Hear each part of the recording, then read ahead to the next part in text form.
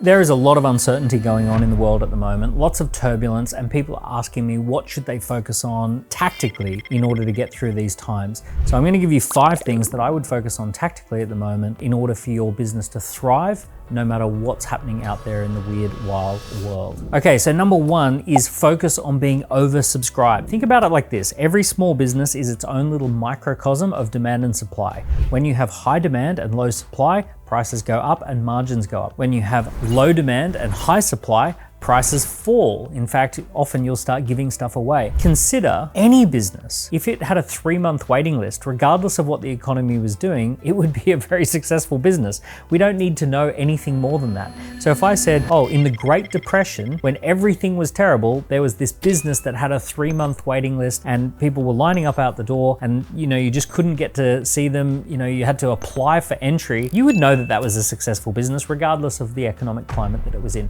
On the flip side, in a booming economy, if a business couldn't sign up customers, if it didn't have a waiting list, if it didn't have people expressing interest, couldn't generate leads, it really doesn't matter that it's a booming economy. So all that matters is that you're oversubscribed. All that matters is that there is a large number of people who want to work with you and a limited supply of what it is that you do. So how do we get to that point? We need to create an official capacity and we need to talk about the official capacity.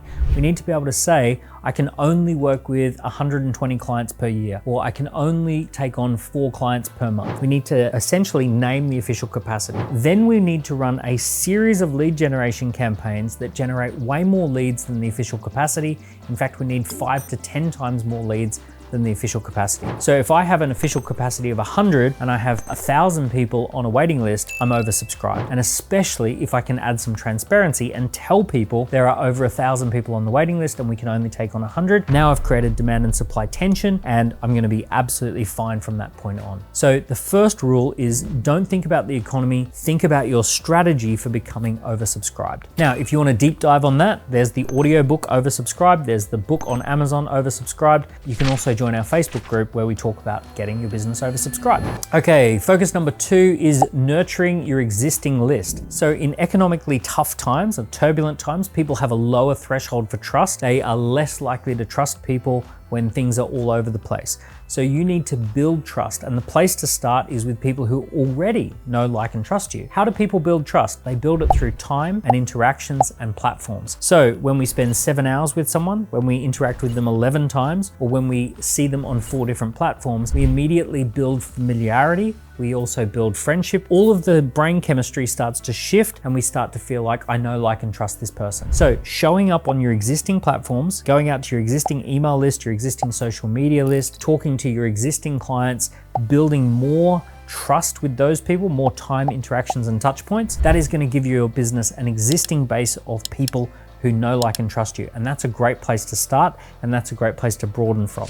There's a report called 1,000 True Fans, and it talks about how bands that really take off, they focus on getting 1,000 people who absolutely adore that band, and it's a great transferable principle for businesses as well. So build your 1,000 true fans, and then let those 1,000 true fans go and talk to everyone else about what it is that you're up to. So more time, more touch points with your existing marketplace, videos, podcasts, blogs, articles, posts on social, all of that counts as time and interactions with your existing market. Okay, focus number 3 is growing your personal brand. In times of turbulence, people want to see a face. They don't want to deal with a faceless organization. They want someone to be there. They want to get to know, like, and trust a person. So in particular, people are very interested these days in the founder. Who is the founder? What is the founder's beliefs? What are they up to? So you want to be able to share your thoughts and philosophies so that people can get excited to work with you. I'm not talking about your thoughts and philosophies on politics or religion or any of those hot topics that people don't want to talk about these days. I'm talking about your thoughts and philosophies about your products, your services, your market, the people who you serve, and to just share more of the behind the scenes and what's going on and share more of that stuff as a personal brand. It's interesting, Cristiano Ronaldo has hundreds and hundreds of millions of followers. He has more followers than every single football club combined. And that should tell you that people just love personalities more than they love clubs or corporate brands. So make sure you're being that key person of influence for your brand so that people get to know, like, and trust you. Then they want to buy the products and services from your company. Focus number 4 is your pricing. Now, this is going to sound really counterintuitive, but I would encourage you to think about putting your prices up and not down. I would consider it prudent to look at a high-end product or service as opposed to reducing the value of your current product and service. So here's why. Mathematically, if you cut your prices by 20% and the market drops by 20%, you end up losing about a third of your revenue. It's a disaster. If you had have just kept your prices stable or increased the prices, it would have actually been less of a savage blow to your revenue.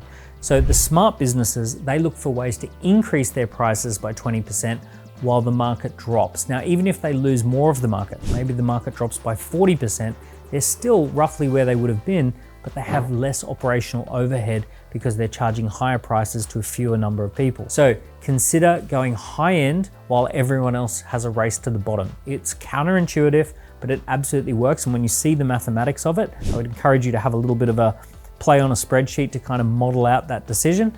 You will discover that it always makes sense to put your prices up as the market drops. As the market's going higher and higher and higher in a booming market, it actually makes sense to reduce your prices to capture more people as the market's expanding.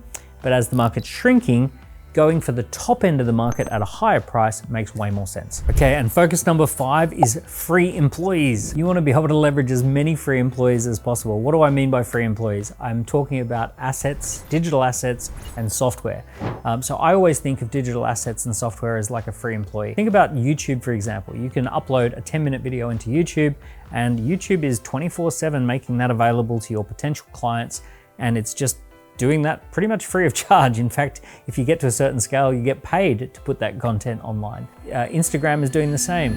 Score app is a great piece of software that is just collecting data and getting people to signal interest 24 hours a day, 7 days a week. Anything like a software tool that you can leverage cheaply or for free, think of that as like a free employee. It's doing a job, it's working 24/7, it's reducing the number of people that you need in your company, and the job still gets done. So if you're the type of company that doesn't think about this sort of stuff, you're just gonna hire an extra person or work harder yourself, it's a race to the bottom. It's not gonna work. And if you can get some free employees, some software and digital assets working in your business, it's a race to the top. This is where your business really starts to take off. So now is the time to get digital assets into your business. Write a book, create more videos, do a podcast, all of those sorts of things. These are gonna be those free employees that work 24/7 for you. Okay, so those are 5 things to focus on. Don't listen to the news. Don't get into a place of fear and doubt and uncertainty. Don't get into blame or victimhood. Get into proactively building your business. Let other people freak out while you keep your eye on the prize. We live in a time where your ancestors would be gobsmacked if they saw the opportunities that were available to you. Imagine your father, grandfather, great-grandfather, great-great-grandfather all standing in a line looking at just all of the things that are available to you today. They would be blown away regardless of the economic climate, and they would say, what an opportunity. The ability to live and work from anywhere, the ability to leverage amazing technology, the ability to launch a great business and serve clients all over the world. What an incredible opportunity that is. So don't blow it. Don't get distracted with all the noise that's coming at you. Get focused on the stuff that works and always will work. I'll see you soon. I hope that's been useful. Subscribe for some more, and let's keep sharing this journey regardless of the economy.